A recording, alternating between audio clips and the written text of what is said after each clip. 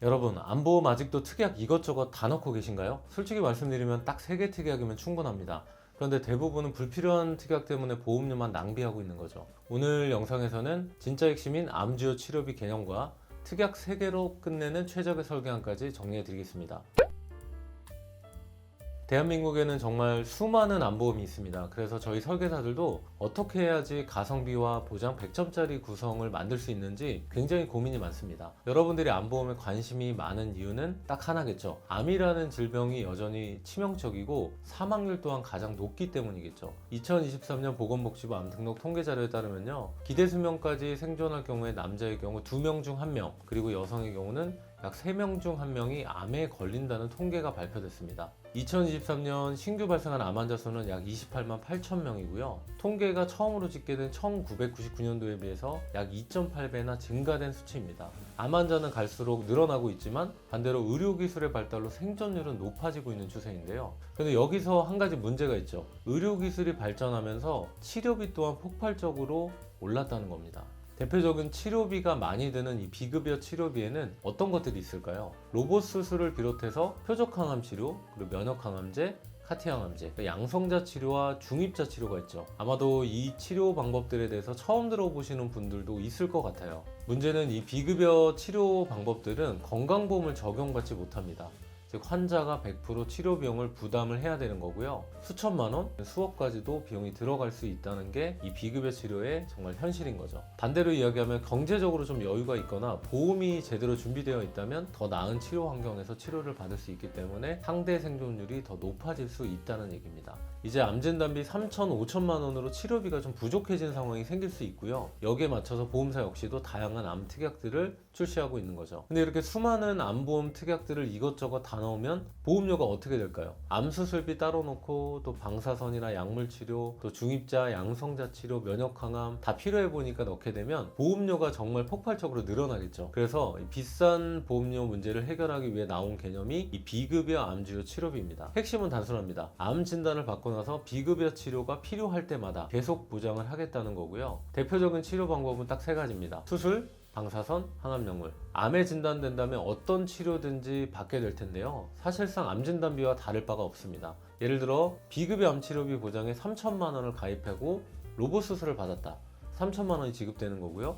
또 표적이나 면역항암약물 역시나 3천만 원, 그리고 양성자와 중입자 방사선을 치료해도 가입 금액인 3천만 원을 지급받게 되는 거죠. 만약 연간 3가지 치료를 모두 받게 됐다면 치료 행위별로 각각 보장해 주기 때문에 총 9천만 원까지 보상이 됩니다. 그리고 암 진단비가 가장 좋다라고 생각하시는 분도 많으시죠? 물론 진단비는 반드시 필요해요. 진단비 보험에 단점이 있는데요. 처음 발병한 암에 대해서 딱 한 번만 보장해주고 특약 자체가 소멸됩니다. 하지만 치료비는 평생 보장 개념입니다. 처음 발생한 원발암부터 또 암이 재발하거나 전이된 암이라든지 암으로 인해서 치료를 받게 되면 매년마다 보상해주는 개념인 거고요. 쉽게 말해서 올해 암 치료를 받고 또 다음에 암으로 치료를 하게 되면 계속해서 보장을 해주는 거죠. 최근에 이 비급여 암치료비 보험이 경쟁이 굉장히 치열해지면서 최근에 이 비급여 암치료비 보험의 트렌드는요, 10년 보장을 해주는 게 아닙니다. 보험의 만기까지 계속 보장을 해주고요. 정리하자면 진단비는 최초 1회 안으로 보장이 이루어진다는 거고요. 이 암치료비는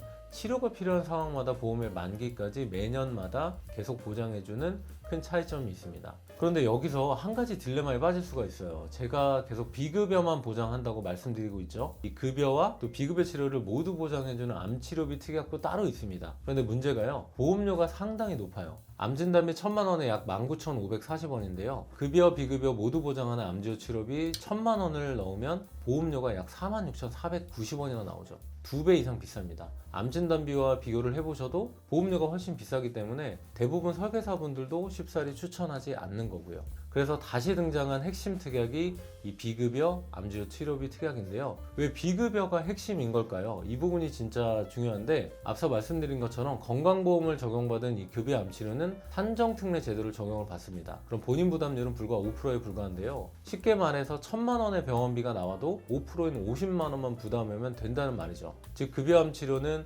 국가 지원제도나 실손보험만으로 충분히 커버가 가능합니다. 결국 환자 부담이 커지는 구간은 비급여 암치료이기 때문에 이 비급여 치료비만 잘 대비하면 치료를 못 받는 상황은 생기지 않는다는 거죠. 이 비급여 암 치료들은 대부분 최신 의료기술이 반영되어 있기 때문에 대부분 통원에서 치료를 받게 되는 경우가 많습니다. 암 진단비 하나로 생활비며 치료비 모두 대비하기에는 한계가 있다는 거죠. 즉 이제는 암보험의 트렌드가 바뀌어가고 있습니다. 이런 문제점을 보완하기 위해서 나온 이 핵심 비급여 암 치료비 특약 이 세 가지가 필요합니다. 첫 번째가 가장 중요한 비급여 암주요 치료비 3천만 원이고요. 중요한 것은 여기서 연간 1회 보장하는 개념이 아니라 치료 행위별로 각각 보장한다는 부분입니다. 오늘 추천드릴 플랜에서는 비급여 수술, 그리고 비급여 항암 약물 치료, 비급여 방사선 치료를 치료 행위별로 연일씩 각각 보장해주는 플랜입니다. 작년에 좀 많이 판매됐던 10년 만기 보장이라든가 한 가지 치료만 보장하는 암 치료비 특약을 가입하셨다면 분명히 리스크라고 말씀을 드리고 싶고요. 두 번째로는 항암 약물 치료비 보장입니다. 앞서 비급여 암 치료비 3천만 원 보장에 더해서 추가로 항암 약물 치료인 표적이나 면역 항암 치료를 받게 되면 3천만 원으로는 다소 부족할 수가 있거든요. 그래서 비급여 항암 약물 치료비를 추가적으로 보완해주는 특약이 되는 거고요. 면역 항암이나 표적 항암 치료, 기타 항암 치료를 대비하는 특약인 거요. 과거에 10년마다 갱신되는 표적 항암 치료비 가입하신 분들 많으시죠? 이분들도 비급여 항암 약물 치료비 보험으로 바꿔주시는 게 좋습니다. 세 번째는 중입자 방사선 치료비 5천만 원입니다. 현재 세브란스 병원에서 유일하게 운영하는 중입자 센터가 있지만 좀 부족하다는 생각이 들죠. 그래서 국내에 2개 병원이 더 추가가 될 예정이라고 합니다. 앞으로 좀 더 많이 암치료에 사용한다면 보험료는 현재로서는 굉장히 저렴한데 인상률이 상당히 높아질 수 있는 특약이라고 생각됩니다. 이 중입자 치료는 가장 최신화된 치료로 환자의 치료 부담을 상당히 덜어줄 수 있는 특약이기 때문에 반드시 필요하고요. 제가 또 상담하다 보면 고객분들한테 이런 질문을 좀 많이 받는 것 같아요. 암 진단비 더 올려야 하나요? 제 대답은 노입니다. 그래서 1년 정도 생활비 수준을 진단비로 가지고 계시다면 굳이 더 진단비는 꼭 늘릴 필요는 없다고 생각합니다. 사실 더 중요한 건 암의 재발이나 전이된 암입니다.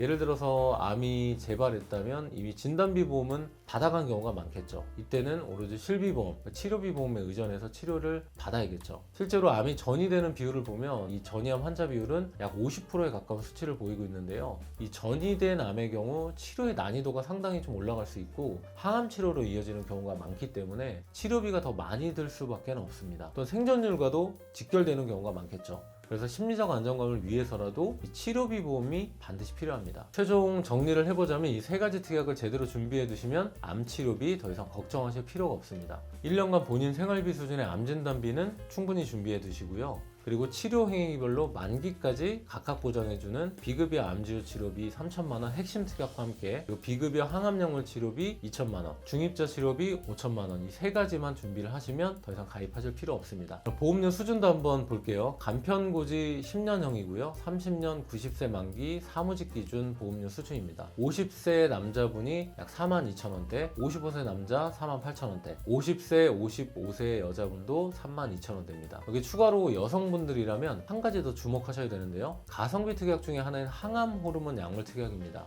여성 유방암 진단율이 상당히 높다는 거 다들 알고 계시죠? 유방암 진단 후 항암 호르몬제 처방을 받는 경우가 상당히 많다고 하는데요. 이 항암 호르몬제는 한번 처방을 받으시면 5년 이상 복용을 하는 경우가 많다고 합니다. 항암 호르몬제 역시도 매년마다 300만 원 한도로 계속 보장을 해줍니다. 대부분 회사에서는 보장 대상에서 제외가 됐죠. 해당 회사에서 특약 중 하나로 추가할 수 있다는 점 참고해 주시고요. 암보험은 이제 많이 넣는 게 중요한 게 아니라 핵심만 제대로 정확하게 넣는 게 중요합니다. 불필요한 특약은 과감히 삭제하시고 핵심 3개로 한번 재정리를 해보세요. 오늘 정보가 도움이 되셨나요? 좋아요, 구독 한 번씩 부탁드리고요. 더 궁금하신 내용은 댓글창에 오픈 채팅이나 직접 연락 주시면 친절히 안내 드리겠습니다. 저는 다음 영상에서 더 중요한 내용으로 찾아뵙겠습니다. 시청해 주셔서 감사드립니다.